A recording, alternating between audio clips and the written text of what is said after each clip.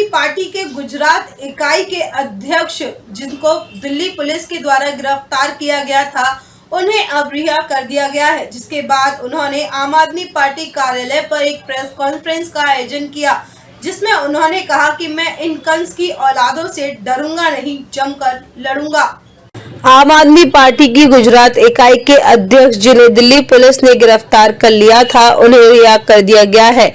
जिसके बाद press conference की गई। प्रेस कॉन्फ्रेंस आम आदमी पार्टी के कार्यालय में की गई, जिसमें गोपाल इटालियन ने कहा कि मैं डरने वाला नहीं हूं, मैं इन कंस की औलाद से लड़ूंगा। गोपाल इटालिया ने बताया कि पुलिस ने मुझे थाने में लेकर जाकर कहा, क्यों इतने ताकतवर लोगों से लड़ रहे हो, ये सारी चीजें छोड़ दो। गोपाल ने कहा कि मैं पाटीदार समाज के लिए बेईमानों के खिलाफ लड़ाई लड़ रहा हूँ, ये मुझे गोली मार दे या फांसी पर चढ़ा दे, मैं डरने वाला नहीं हूँ।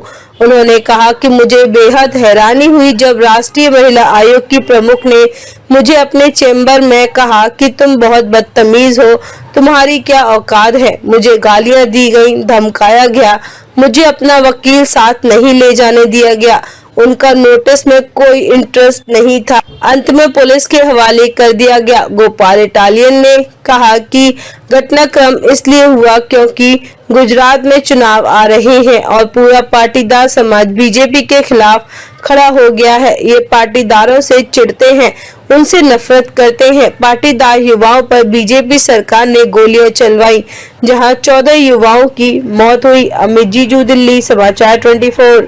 ये सारा जो आज पूरा दिन जो घटनाक्रम हुआ है, ये इसलिए हुआ है कि गुजरात में चुनाव आ रहे हैं।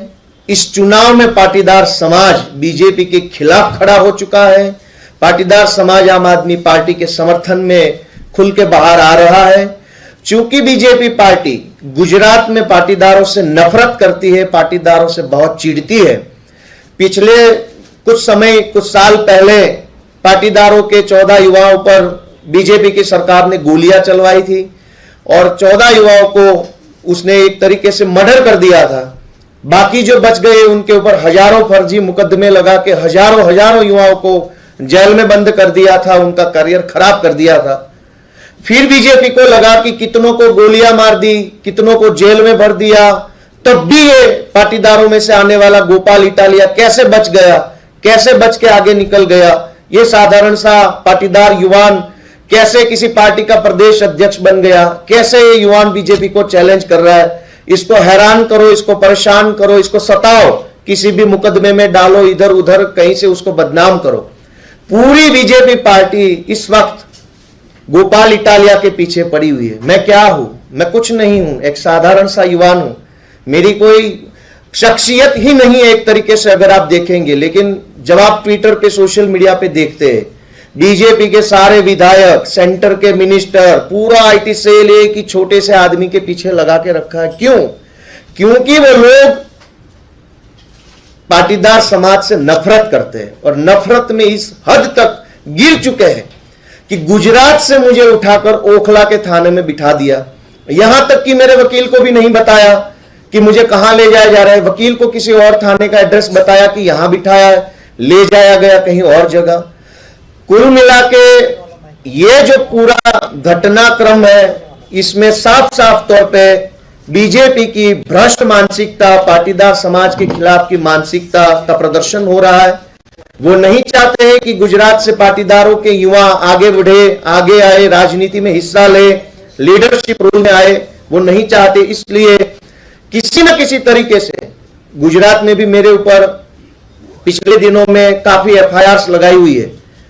यहां पर भी इन्होंने आज मेरे साथ जो किया वो बताता है कि ये पाटीदारों से चिढ़ते हैं, पाटीदारों को नफरत करते हैं, गोलियां मारते हैं, जेल में भरते हैं, तब भी उनको संतोष नहीं होता है, तो अब गुजरात से बाहर बुला के प्रताड़ित करने की कोशिश करते हैं। पिछले कुछ दिन पहले सोशल मीडिया से मुझे ये पता चला कि मेरे खिलाफ एनसीडब्ल्यू ने कोई नोटिस निकाला है। हालांकि वो नोटिस किस विषय में है वो मुझे तब भी पता नहीं था। वो नोटिस अभी तक जब मैं ये बोल रहा हूं मुझे मिला नहीं है। लेकिन मैं कानून को मानने वाला एक नागरिक हूं। जैसे ही मुझे सोशल मीडिया से, ट्विटर से ये पता चला कि कोई नोटिस निकला है और महिला कमीशन ने भेजा है, क्योंकि हम महिलाओं का सम्मान करते हैं। तो हम सामने से बिना किसी इधर उधर की बात किए कि मिला नहीं है, कब मिलेगा, जब मिलेगा तब जाएंगे, कोई इधर उधर की बात किए बिना मैं आज नेशनल कमीशन ऑफ वीमेन के सामने अपना पक्ष रखने के लिए, अपनी बात बताने के लिए मैं आया। जैसे ही आज मैं कमीशन की ऑफिस में गया तो सबसे पहले मेरे साथ जो मेरे वकील थे उसको रोका गया। ये कहा गया कि कमीशन का कानून है अपना कि वकील किसी के साथ नहीं आ सकते। हमने कहा कि संविधान में लिखा है कि सबको कानूनी असिस्टेंस लेने का अधिकार है। मुझे रोका गया, बोला आपको अकेले को ही आना पड़ेगा। जैसे ही मुझे फर्स्ट फ्लोर पे कमीशन की ऑफिस के अंदर ले जाया गया, जहां चेयरमैन मैडम बैठती है, उसके चैम्बर में ले जाया गया। मैंने कमरे का दरवाजा खोलते हुए पूछा कि मैं आई कम इन मैडम।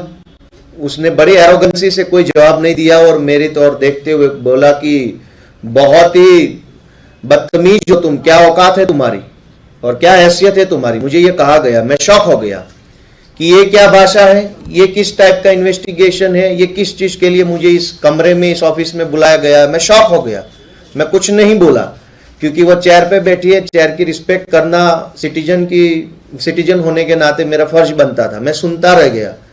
मुझे पूछा गया कि ये कौन लोग हैं जो बाहर आए हैं, क्यों आए हैं इतने लोग, और मुझे बड़े भद्दे तरीके से, बड़ी घटिया तरीके से ट्रीट किया गया 2 मिनट के लिए। बहुत डांटा गया, बहुत धमकाया गया, ये कर दिया जाएगा, पुलिस के हवाले कर दूंगी, तुम्हारे ऊपर FIR करवा दूंगी, जेल में भर देंगे, क्या समझते हो अपने आप को, औकात क्या है तुम्हारी। इस टाइप की बातें खुद मैडम ने अपने चैम्बर में मुझे बताई। मैं सिर्फ सुनता रहा, मैं सुन था, मैं शॉक था, क्या बोलूं क्या नहीं बोलूं।